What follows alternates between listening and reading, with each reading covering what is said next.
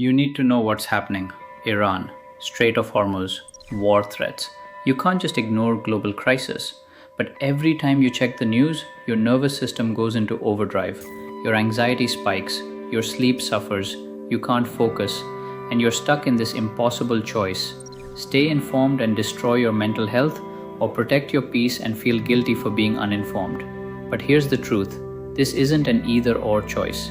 You can stay informed and protect your nervous system. You just need different practices than what you're currently doing, and I'm showing you exactly how to do it. I used to be a news addict. During any global crisis, I'd check headlines constantly, every hour, every 30 minutes. Every time I felt anxious, I'd reach for my phone thinking more information would make me feel better. But it never did. The more I consumed, the more dysregulated I became. I couldn't sleep. I couldn't be present. My body was in constant fight or flight. But I felt like I had to stay informed, like being a responsible citizen meant consuming every update. And I was destroying myself in the process. Then I learned from trauma therapists and nervous system experts that information consumption activates your threat response. Every alarming headline, every image of conflict, every worst case prediction. Your nervous system registers it as threat. And if you're consuming that constantly, you're keeping yourself in chronic activation. But there's a way to stay informed that respects your nervous system's limits, that gives you the information you need without dysregulating you. And that's what changed everything for me. Here's what we're covering. First, why constant news consumption is designed to activate and dysregulate your nervous system, and why you can't willpower your way through it. Second, what staying informed actually means, and why you need far less information than you think. And third, the 3 practices that let you stay informed without destroying your nervous system so you can be both aware and functional. Let's start with why news is designed to dysregulate you. The media industry discovered long ago that fear drives engagement. When you're activated, you click more, you scroll more, you consume more. So news is designed to trigger your threat response. Alarming headlines, crisis framing, worst case scenarios, urgent language, constant updates. All of this activates your nervous system, gets your attention, keeps you engaged. Because an activated nervous system is a captive audience. And modern news operates on a 24/7 cycle. There's always another update, another angle, another expert opinion, another development. You're never caught up. There's always more to consume. And this creates a compulsion loop. You check the news, you get activated, you feel anxious. You check again thinking more information will resolve the anxiety, but it doesn't. It just reactivates you, and the cycle continues. This isn't a character flaw. This is how news consumption is designed to work. Your nervous system didn't evolve for this. It evolved to respond to immediate threats in your environment, threats you could see, assess, and act on. But when you consume news, you're exposing yourself to hundreds of potential threats from around the world that you can't act on.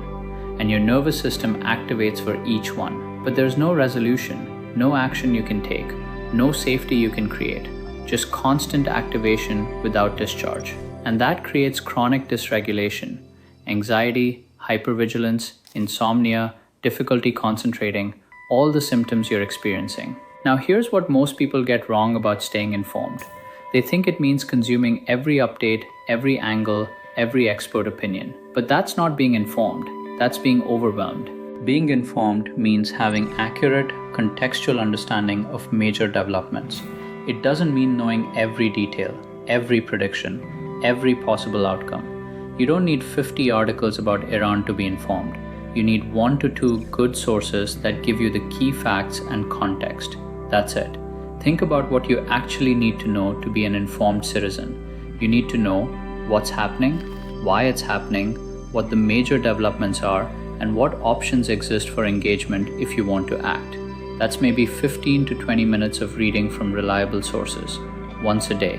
Maybe twice if things are changing rapidly, but not constantly, not every hour, not before bed, not first thing in the morning. That's not staying informed, that's feeding compulsion. Here's how you actually stay informed without destroying your nervous system. Practice number 1, create a news consumption protocol with specific boundaries.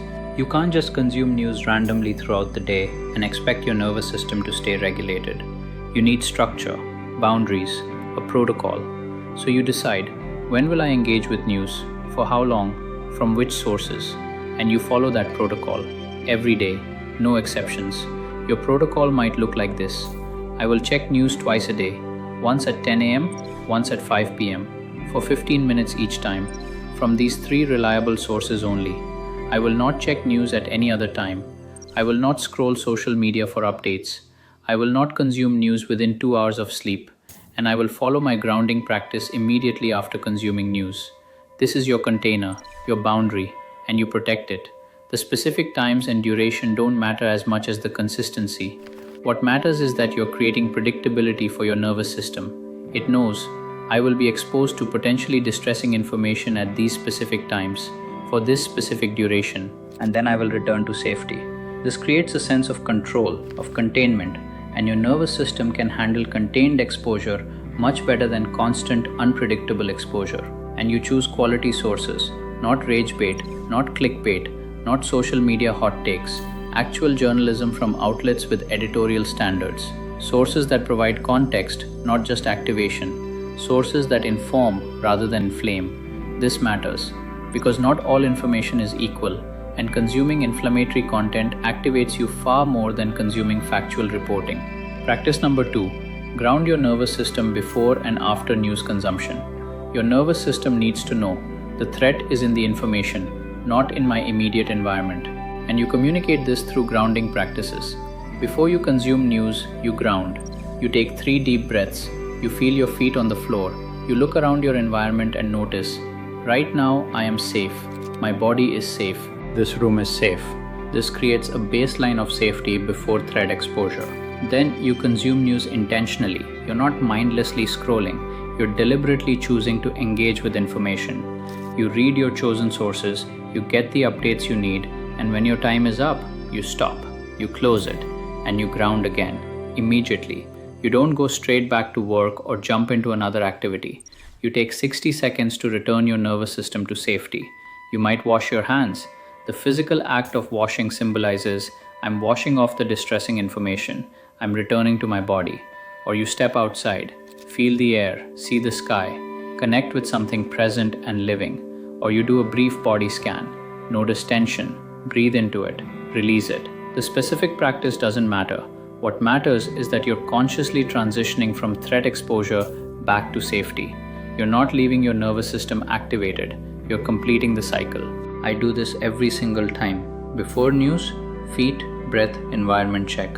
After news, wash hands, step outside, move body. And it makes a massive difference. Because I'm not carrying the activation with me throughout the day, I'm processing it, discharging it, returning to regulation. And that's what allows me to stay informed without staying dysregulated. Practice number 3, balance threat information with safety and beauty. Your nervous system needs both.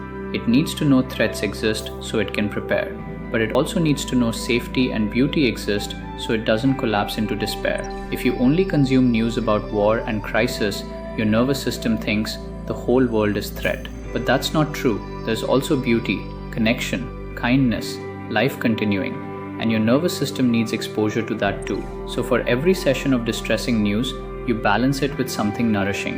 Maybe you read poetry, listen to music, spend time in nature, look at art, have a meaningful conversation, watch something beautiful. You're not bypassing the hard reality, you're balancing it.